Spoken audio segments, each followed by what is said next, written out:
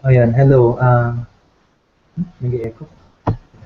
Anyway, I'm George Mendoza. This is the eighth, ano ba tawag dito? Philippine Ruby Group podcast.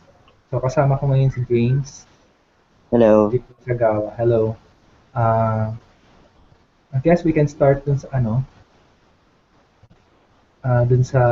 may, may gusto tanong si James concerning sa pag-sanity check ng mga data, ng data sa application. So, ano yung question mo ulit, James? Um, well, I'm just wondering, no, kasi recently, minimaintain ako isang Rails app na medyo matagal na rin siya. Ngayon, it turns out na maraming data na hindi na siya valid.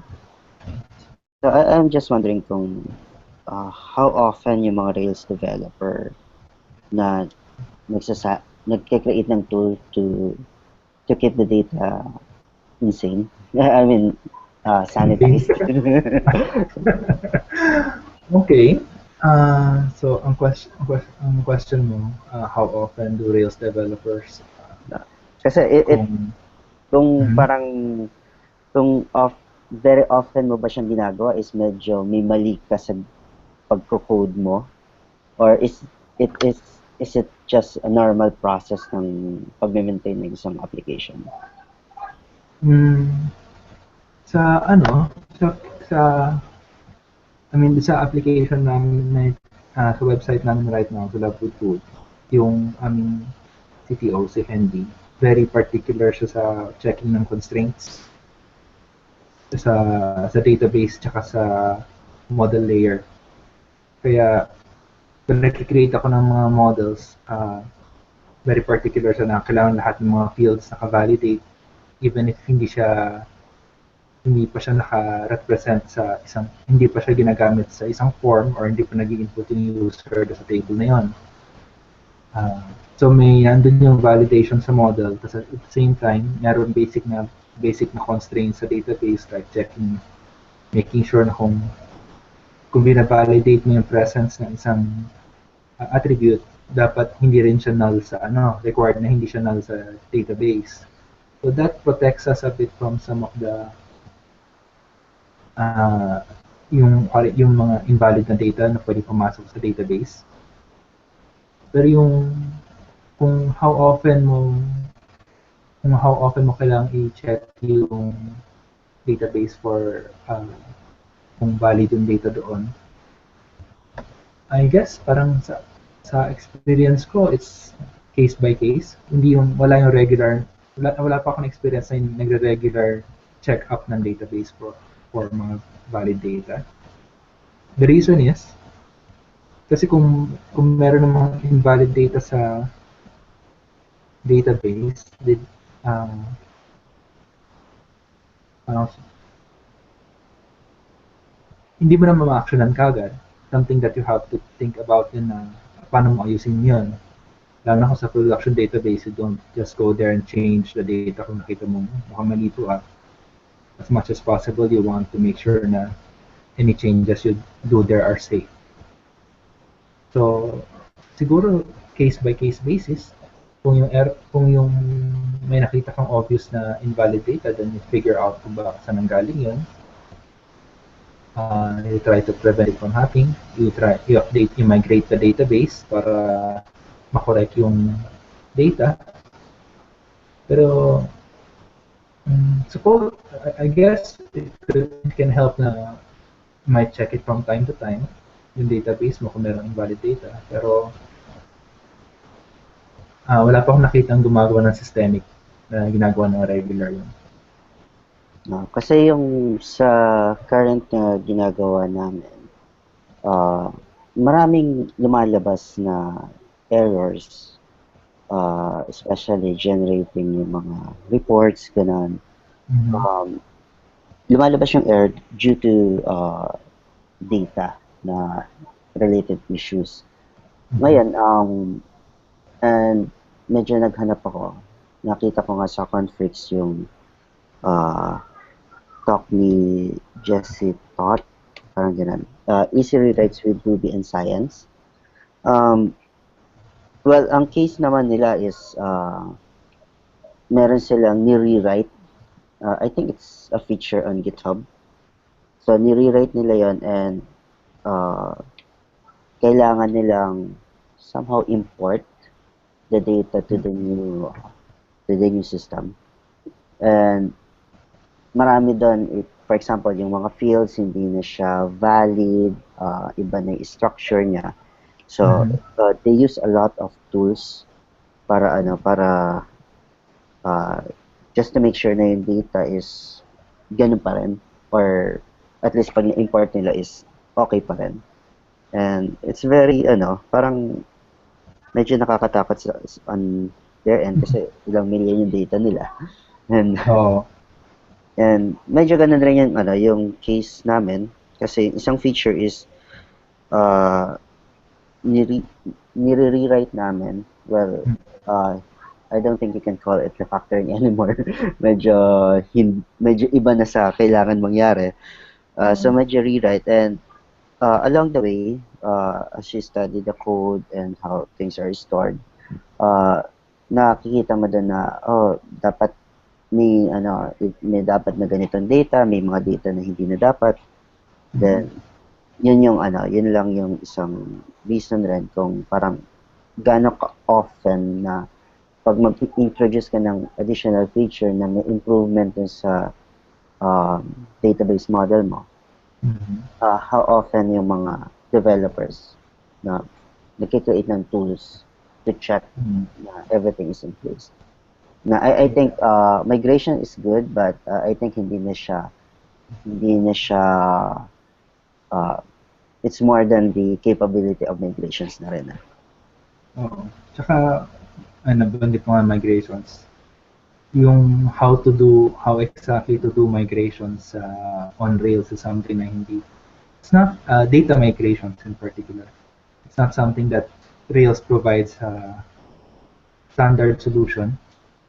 Katulad sa case namin, pinag-migrate kami ng data, we do it through plain migration, sa mga plain migration. Yung mga iba, they prefer na hindi magsulat ng data migration at all. Probably they have their own separate commands that they use to update yung database, yung kanilang production database. Kasi meron din mga additional gems specifically for data migration. Share ko na lang later yung mga gems na yun. I guess talaga ang low-lying fruit para sa akin pagdating sa making sure that your database is yung data mo sa database is valid is yung by adding a lot of validation sa model. At least within your app, makakasiguro ka na pag nag-try ka mag-save ng isang record, na yung record na yun hindi siya ma-save kung meron kang miss na date, na hindi ka na ilagay na correct data. Yun yung one low-lying fruit that you can tackle. So, parang prevention, more of prevention rather than yung regular check-up. Kasi the problem with doing something regular is that eventually hindi siya maging regular, makakalimutan din siya. Yeah. Right. Maliban lagay mo sa cron na mag-check siya every ilang days. Oh. Probably may problem nga dun sa system in the first place. Kaya bakit nagkakaroon ng problema yung data? Yeah. The other thing with yung nabanggit ko yun sa validation is that hopefully kung maganda yung sa test suite nyo, makakatch niya yung mga errors na hindi na probably that could come out kung meron kang invalid data na sa save or hindi. So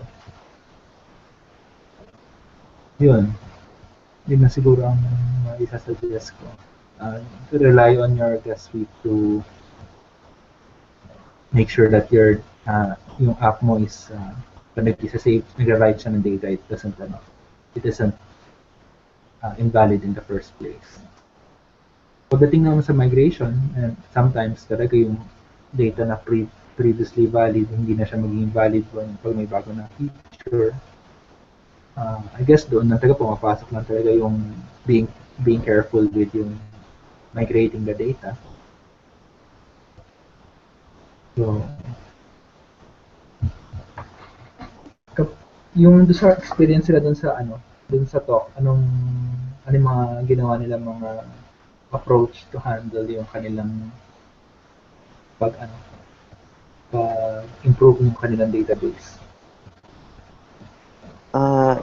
May ginamit silang gem, GitHub rin yung nagsulat. I think the name of the gem is Science. So, yan, parang ang dami nilang tools na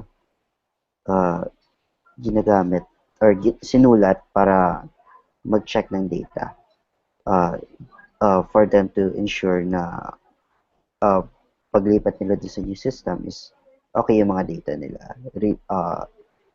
Well, ina-assume ko lang na may mga i-remove na data, then yung mga connections ng mga objects between each other. I think in-implement nila yun sa organization. Okay. Kasi ang isang case nila is yung dati is user lang ang makakapag parang makakapag-contribute I think sa isang repository. Ngayon, ang meron sila is may organization na sila. So yung organization makakapag-contribute sa repository. At the same time, yung user makakapag-contribute sa repository. So yung lahat ng checking na yan and I think yung mga permissions, yun yung medyo naiba na sa previous model nila. And that's one of the reason rin na medyo marami kaming ginagawa ngayon kasi yung initial na database model is intended for yung sa dating flow. Ngayon, as it expand, so nag-iiba na siya. So hindi na kaya or medyo malaki na yung idadagdag mo in order to fulfill yung current need namin. Okay. So ano nasa isip mong pwede nyong gawin at this point? So, ngayon, yung sa ginagawa ko nga, so nagsusulat ako ng isang tool to check kasi medyo marami na rin yung data namin. So, to check yung data kung okay pa rin. So, yung mga ancestry niya, ganun, na properly nested pa siya on the database level. In order for us to make sure na yung sa bagong feature na i-release namin is magpa-function siya properly. Then, we will slowly deprecate yung old feature. Okay. Yeah, definitely kailangan mong i-check na kung stable yung current one data before ka mag-release ng bagong feature, And baka you might also want to do that check immediately before the release deployment. And yung medyo careful lang kami kasi yung old feature is lalabas siya ng sabay with the new feature, then we slowly try to deprecate it. So kung may magkamali kami sa data, gagana sa isang feature, pero sa isang feature, sa old version, masisira na siya, makikita pa rin ng mga customers. So that's a problem that we don't want to have. Parang yung one resource na pwede mong check yung sa Ruby Rogues na podcast. A few months ago yata yon. Ang kinausap nila yung in-interview nila yung mga website is continuous integration. So marami silang tinanong doon tungkol sa migrations, how do you do a safe migration. Yung one thing nag-stick sa akin is that yung nag-migrate ka ng ganyan data, usually sabi nung isang resource nila, you want to keep the old data as long as possible. So, tinanong niya, how long, gano'ng katagal? Yung until such a point na maalala mo, tapos matanong mo sarili mo, kailan pa ba natin to? Yung ganun ako dapat katagal. Yung the way that you back up old data. Mhm. Yeah. And number one, backups talaga. So, kasi doon sa, yun kay Jesse Todd, sa GitHub, I think min-execute siyang isang query, may mali yung query, and maraming na-delete na data. Yeah. So, sabi nga niya, since GitHub yun, probably maraming nakapansin nun kasi hindi nila ma-access yung mga repo nila. Okay. And buti na lang is maganda yung pagbo-backup ng database nila. So, yung pagkukuhaan pa rin. Pero hindi ganun kadali yung, well, I think it takes them hours then to restore. Then, parang for the meantime is in-up nila yung isang feature, yung ginagawa nila temporarily. And yun, parang parang yun yung mga time, I don't know if you have experience, pero I have experience na nagkamali ako and it's production and you're like sweating very cold. Ano nangyari? Oo, nangyari na rin sa akin yan. Tipong, one time na-spam ko yung buong network ng nag-work ako sa TI noon na-spam ko yung buong network ng TI to the US. Tumawag sa akin yung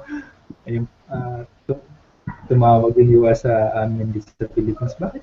Bakit yung isang program na to nagsasend siya ng email sa tao? Ganun. Tapos bigla mo ma-figure out, bakit ko ginawa yun? Oo. Ay, nako. Ayun. Ewan ko kung makakatulong. Ito ako naman, pinanood ko itong isang conference sa RubyConf din. Ang title niya is Overcoming Our Obsession with Stringly Typed Ruby. So, I don't know, pwede mo makonect ito dun sa issue mo ngayon with trying to make sure that your data is valid. Kasi yung topic niya naman dito is about yung itong talk na to is by David Copeland. Ang topic niya dito is about yung tendency natin as programmers to use strings as to represent data types. Ang problem with using strings as to represent data types is that yung strings can be very malleable siya. Marami ka pwedeng gawin sa string. So hindi siya as fixed a concept. So, example niya is yung sa zip code. Let's say yung app mo, gumagamit siya ng zip code. And you want to make sure that it's validated across your application. Na say sabihin mo 5 digits lang yung pwedeng yung zip code mo must only have 5 digits. So, syempre yung zip code can be called sa mga methods or it can be returned. How can you make sure that yung zip code that is input sa isang method is valid and that the zip code that's returned by some method is also valid? Na hindi ka magagawa ng maraming type check around the app. Yung solution niya, mag-create ng zip code na class. Tapos yung validation nun is validation ng zip code gawin niya internally. So ito yung code niya.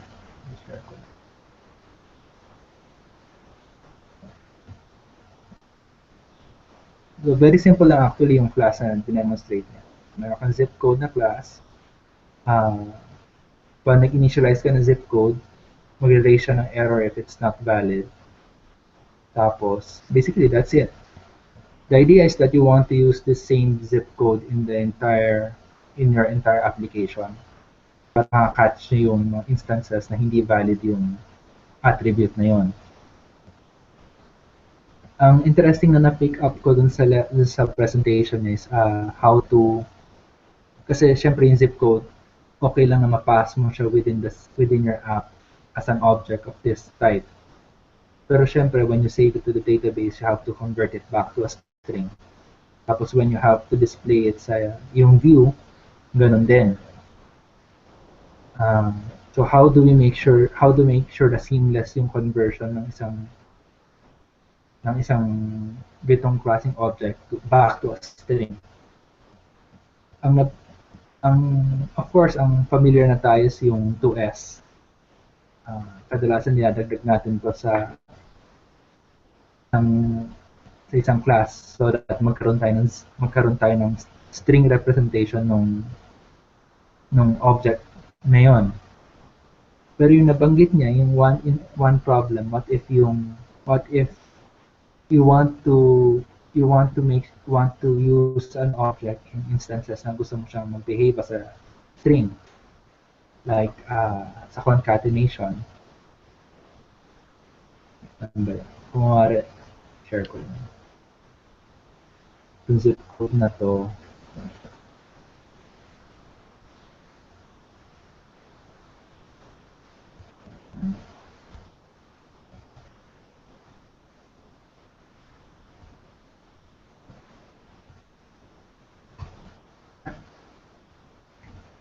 yan.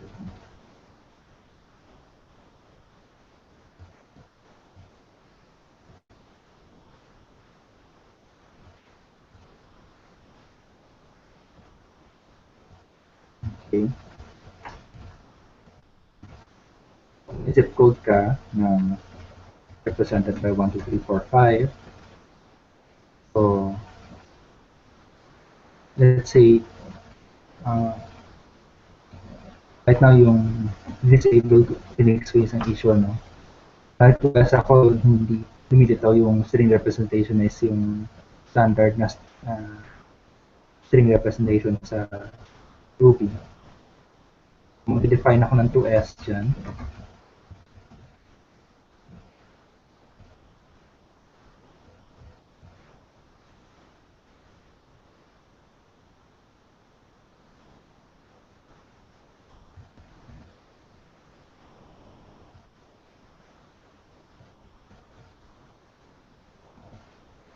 Basically, create lang ako ng 2s na method. Pero what if yung sabi niya, may mga instances na like gusto mong add yung display yung zip code. My zip code is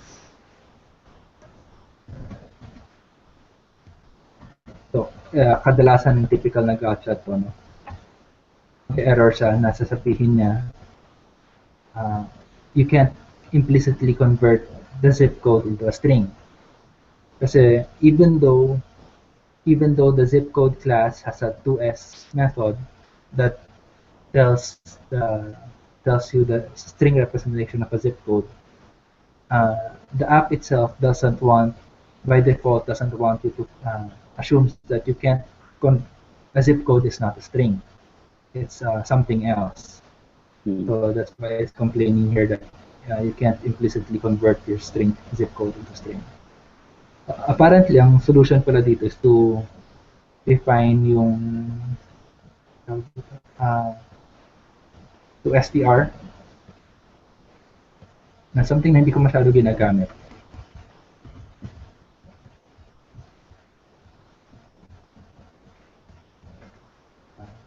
So when you have to str, this implies that your zip code, you're allowing your object to be treated as a string.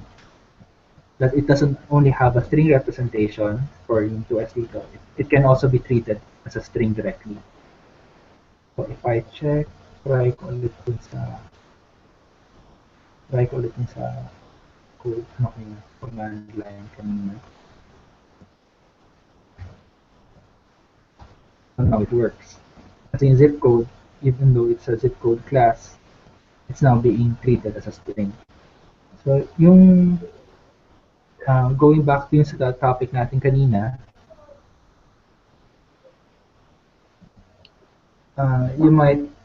pwede ba rin consider to, one way to check kung valid yung data mo is yung to look for mga attributes na hindi nagiging valid. then wrap them in a class so that within your application, hindi sila you can be sure that the value as you pass it within your application is always valid. So, yun, that's one way you can tackle yung problem nyo with the same data.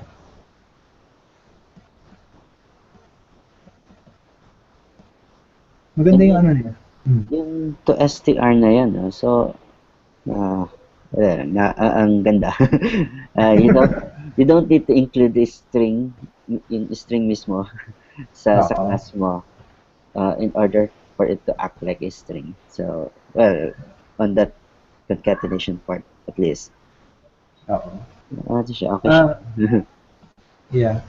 It's ano lang siya, yung tipong you have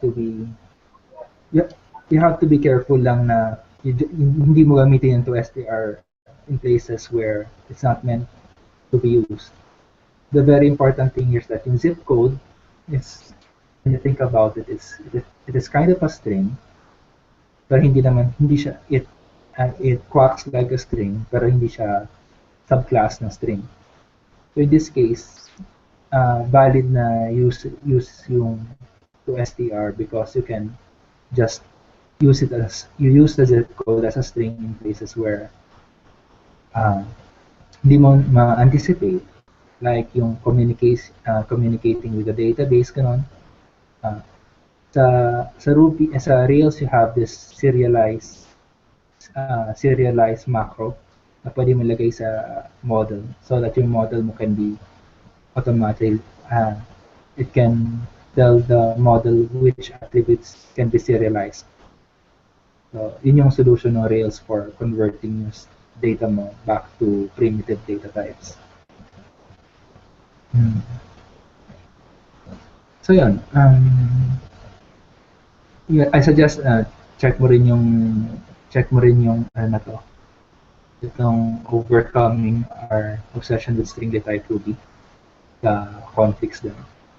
Ma-pick up ka dun about making sure that your data is valid, how to convert data within your at the edges of your application. Yeah, okay yan. Dagdag ko na rin, so nabasa ko recently sa string naman. I don't know if you read this already. Yung yung title is Ruby is just use double-quoted strings. So si Lawson Kurtz, siya from VGet. I don't know, VGet or VGet. Parang inano niya, benchmark niya yung difference ng double-quoted strings against single-quoted strings. So, diba, parang ang norm is as much as possible gamitin mo yung single-quoted string kung wala ka namang gagawing interpolation. So, it turns out na na masyadong maliit yung yung difference, it's very insignificant. So, yun, parang siguro yung obsession rin sa ganun kaliit na bagay, parang it's not worth it anymore. And may sinabi siya na gamitin na lang madalas yung double-quoted string. Pero hindi ka pa tapos yung article, so kailangan ko pa mabasa kung bakit niya nire-recommend yan. Siguro it's because you don't want to it's too much a hassle to think of whether you want to use double quote or single quote. Most of the time, at least pag ginamitan mo na ng double quote, if in the future gusto mong ipalitan yung lagyan mo ng variable yung string na yun, madali, hindi mo na kailangan i-edit yung buong string. Yung mga small conveniences na yun siguro. Oo nga. medyo hindi ko rin kasi maiwasan minsan nagko-code. Tapos, wala naman palang variable sa loob nito. Papalitan ko ulit yung codes niya, ganun. And, nakasanayan. Hindi Parang ganun. naman, parang sa tingin ko, it's okay. It's still okay either way. You Hmm. don't have to just stick to one. I mean, if you kung makalimutan mo man na gumamit ng double quote instead of gumamit ng yun, nakagamit ka ng double quote instead of single quote or vice versa. It's not a big deal, kumbaga. We used to make it a big deal actually dati. So But kasama yun yeah, sa code review, parang bakit ka gumamit ganun. ng double quote? Dapat single quote lang for performance issue. That's a different Okay. language though. So, di ko alam Yeah. kung ano. Pero in Ruby at least you don't need to worry. So that's a good thing. Yeah. Kasi hindi mo na Ang i-blame naman sa yung double quotes. hmm, parang kami na pabilis namin yung code review namin by incorporating overcommit. I don't know kung narinig mo yung jam na yun. Overcommit jam. So yung purpose nun is that every time mag-commit ka, automatically mag-run na siya ng mga linters. Sasabihin niya kung gumagamit siya ng RuboCop for the checking the code style ng application ng yung code. So at least ang nangyayari ngayon, every time nag-commit kami, mag-warning na yun kung sabihin niya, yun, gumamit ka ng double quote when you should have used a single quote. Yun. That's one way that you can speed up yung sa code review nyo para yung mga code style ang kailangan nyo na lang mag-agree at the start kung ano yung gusto nyo code style na i-follow. Tapos i-share ko yung link sa Jensen later on. Ano yung mga gems or services nang ginagamit niyo to check yung quality ng code? Ang sikat is, I don't know kung parang sikat yata is yung, ano ba yun, code climate ba yun? Hindi ko pa nasubukan yung mga services na software as a service na for measuring yung quality ng code. Ang yun ang nabanggit, ginagamit lang namin right now is yung RuboCop for checking the style. Yung overcommit for running the test. Tapos, nanyaroon ko yung mga gems for auditing yung aming application for security issues. I think one is bundle audit yata. Ako lately. Tsaka yung isa, Breakman. Breakman. Yeah. So Okay, yung okay. Breakman tumatakbo sa continuous integration. Mm-hmm. Yun din yata. Yung bundle audit yata tumatakbo sa bago mag-merge. So yun. Sa mano na ka. Fortunate naman kami na yung aming senior developer very very particular siya sa code quality. So siya ang gatekeeper ng code quality pagdating sa within the team.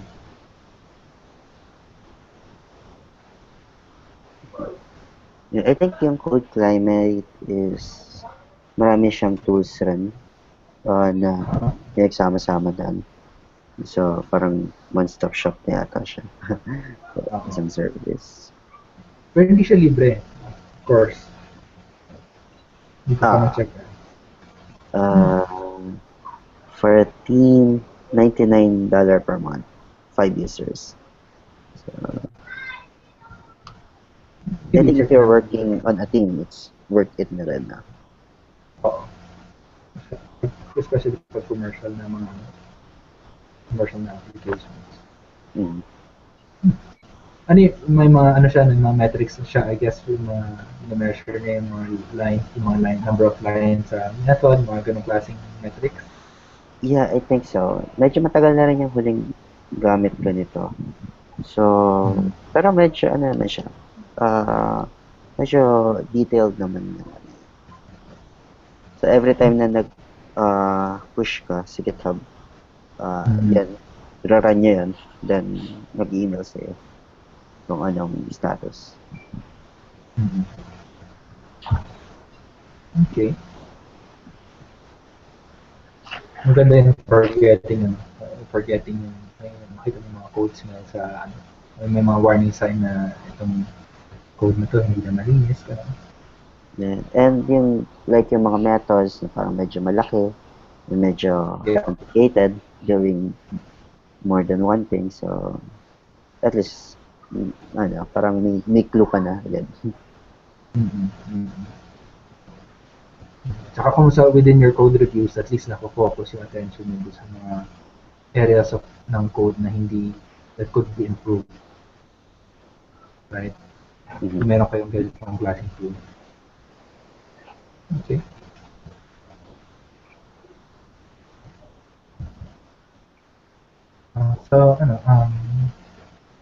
So yun, meron ka ba bang gustong i-bring up dito sa Hangout? I guess, share ko lang din siguro. Well, yung sa dating podcast natin, I'm not sure if recorded yon. But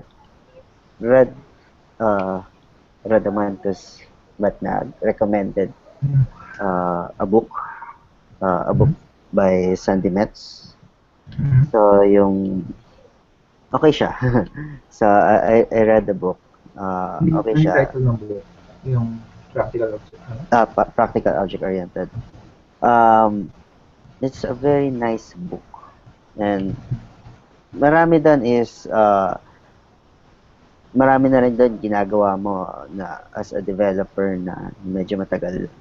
Nagagamit mo na yon, you encounter that. But marami rin doon na new to keep you focused on writing your objects. Basically. So, ano siya? Okay siya. It changed a lot sa pagko-code mo. And it makes you more confident sa sinusulat mo. Kasi sobrang liliit na lang talaga ng mga objects mo. Yan naging outcome, Binabasa ko rin ngayon yun yung book. Medyo mabagal ako magbasa. Nasa ano pa lang ako, parang chapter 5 pa lang yata. Pero yan, malaking factor yung main na theme is yung more focusing on the messages between classes rather than focus. Para bang yung isang article na noon na basically it's more on focusing on the verbs, kumbaga, rather than on the kung yung classes mo is your nouns sa application. Ang point na dito sa books that yung verbs mo or how those things communicate with one another, yun ang nagdetermine kung gaano ka-flexible yung application. Hopefully matapos ko itong book soon. Actually, hindi, yung experience ko dun sa book na yun, hindi siya yung parang madaling babasahin. Most of the time, babalik-balikan ko yung chapter na yon, tapos yung isang part na medyo unang basa ko is hindi ko maintindihan yung sabi niya. I need to reread yung mga so, pero okay siya. I might reread yung buong book ulit. It's very helpful. Yan, maganda yung approach na yun, yung babasahin mo muna, then tatry mo apply. Tapos pag nagkaroon ka na ng konting experience, basahin mo ulit yung libro. Kasi at that point, meron ka ng mas malalim na yung understanding mo.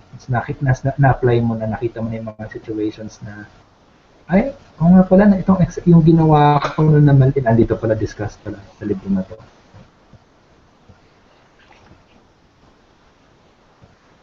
Okay yun. Okay,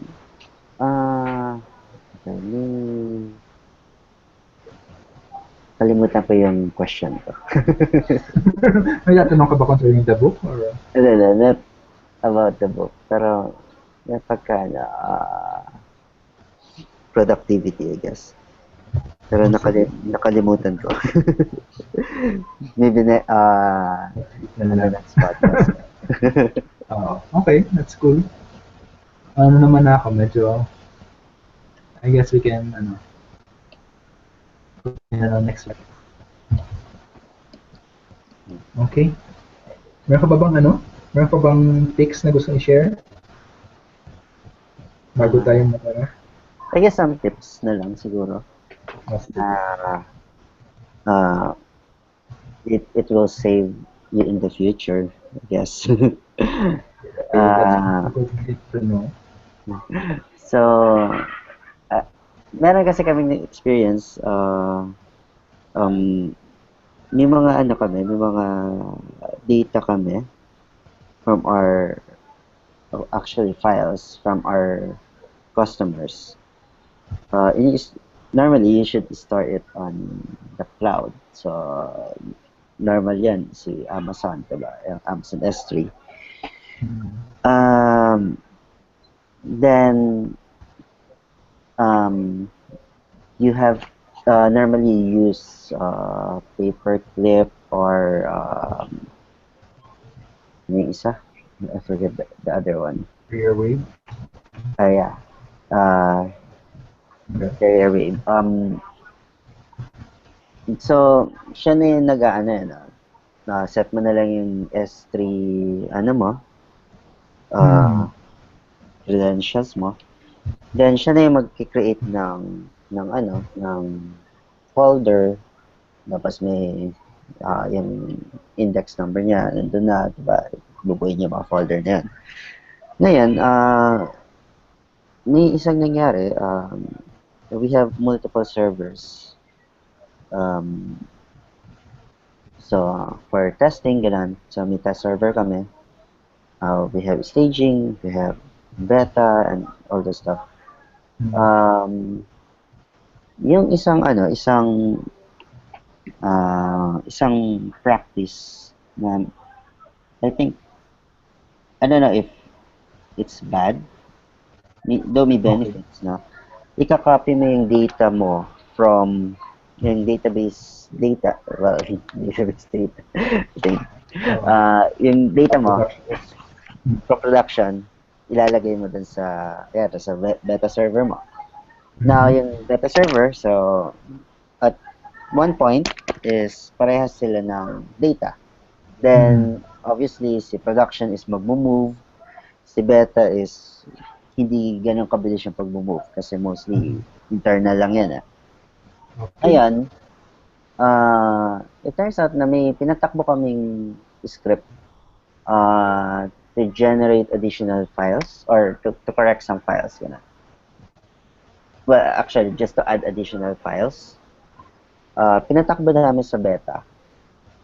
Ngayon, since may mali yung dun sa script, so dumoble yung data niya. Parang, imagine that production data nung kinuha is merong nasa 10,000 yung data. So, sa beta, mag-start ka ng 10,001. Si production, sabihin natin, nag-move na siya, nasa 11,000 na siya. Ngayon, nakalimutan I think that's it's a lesson and we should be careful na lahat yung mga credentials talaga ilagay natin, it's either on the environments or in our case ang naging solution namin is to put it on as variables sa server. Then yun na lang ang i-call namin sa sa system. Nakalimutan na yung beta at saka yung production is same credential ng S3. Ngayon, yung nag-upload kami ng file sa beta, nag-run ng script, so, na-duplicate niya yung mga file. Ngayon, it overrides yung mga file sa production. Oh. Kasi same, ano siya, same file name. Tapos, nag-match yung, yung ID. So, na-corrupt yung ilang data sa production. Ouch. And merong feature pala si Amazon na I think it's called versions. Obviously magdadagdag ka ng ng bayad. Pero at that time parang doon namin na sana naka-turn on yung versions. Kasi kung naka-turn on 'yon, makukuha pa namin yung na-override na file. So, additional cost pero yung benefits niya medyo okay. So, I think, yun, isang tip lang na if hindi sure, magdagdag ng i-on versioning sa Amazon S3. Tsaka as much as possible, you want to make sure na yung data mo sa beta is completely isolated dun sa production data mo rin. Kasi it's, parang, the thing is, okay, yung process na nakikita ko kasi ngayon with startups, nag-start sila sa MVP, most viable product, diba? So, very basic yun.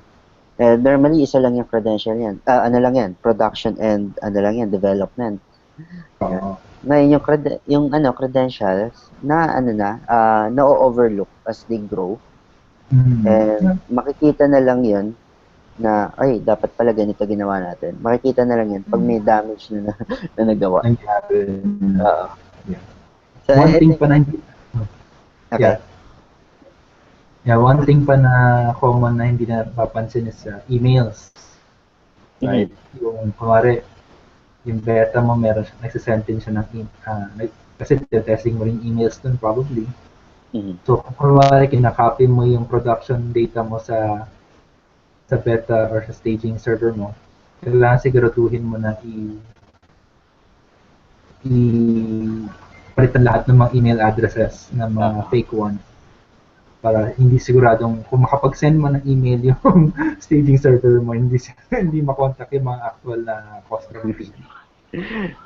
I think may gem na ganun eh.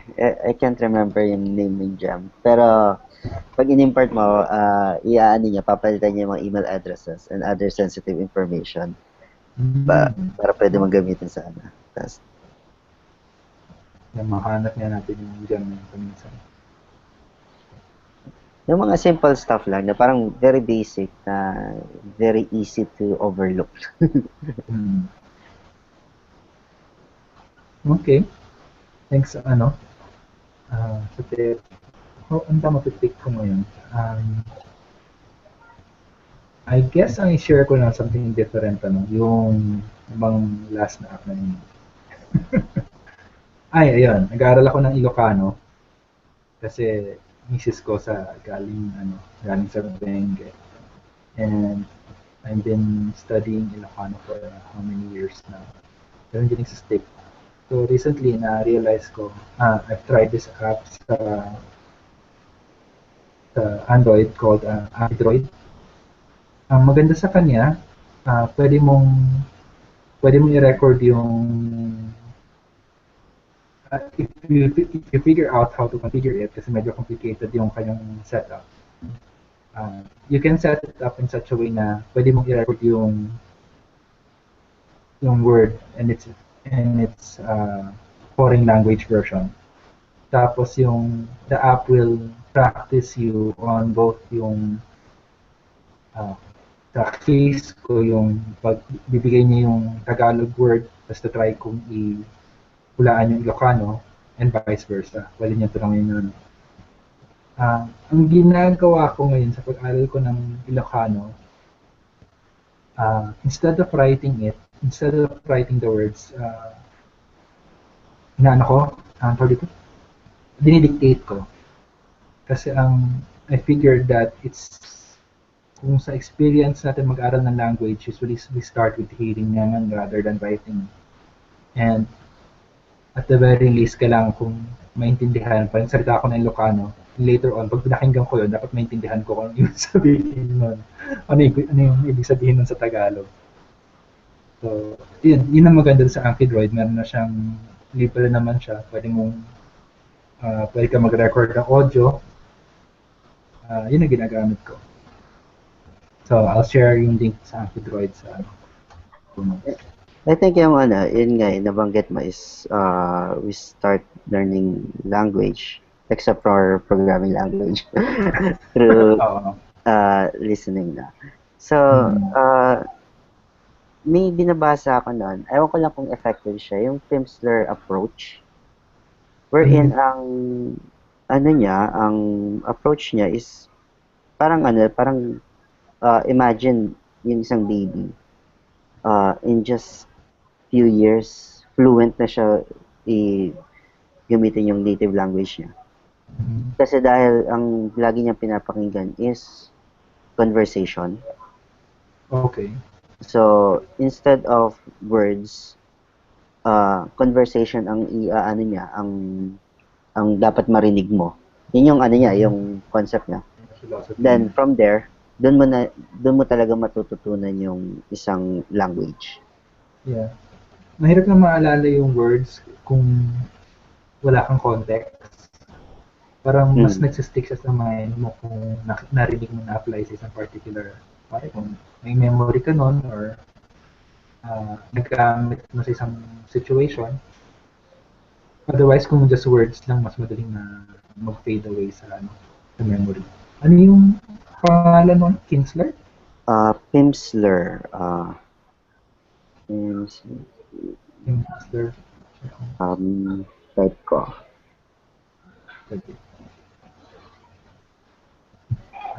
Okay. Parang familiar. Yan. So, medyo parang uulit-ulitin yung conversation. Maybe gawa ka ng app nun. By the time na natapos mo yung app, I think there's a very high chance na you're fluent already in Ilocano. if effective yung Pimsleur approach. So, hindi ka pa sure. Pero sinubukan ko siyang konti. I think Japanese language. So yung parang 1 hour lang ako. Or 30 minutes lang yata yung ginawa ko. Medyo nag-stick na yung yung sentence, yung parang pang-conversation na yun. Nag-stick na sa akin. So, I think 6 months na yata or more. Still, nag-stick pa rin sa akin yung sentence na yun. So, baka effective nga. Pero similar din sa app na siya sabi mo, na yung concept is marinig mo dapat. Yeah. Okay. So, I guess dito muna tayo, next week na lang for next week, aniisip ko sa hangout na to, maybe tanungin ko muna sa grupo kung mag-invite tayo ulit para mas marami dumating. Basta tanong ko kung anong oras nila, kung may alternative times kayong gusto start ng hangout. Kasi yung may iba mas maaga gusto nila at may iba naman hindi available on Wednesdays. So, tingnan na natin next week kung ano nangyayari. Yep. Alright. So, thank you, James, for coming. Gawin natin ulit next week. Enjoy the cold weather there. Oo. Hanggang pa siguro to? Hanggang 2 weeks pa siguro ng February. Okay. Okay. See you next week. See you next week. Bye. Bye.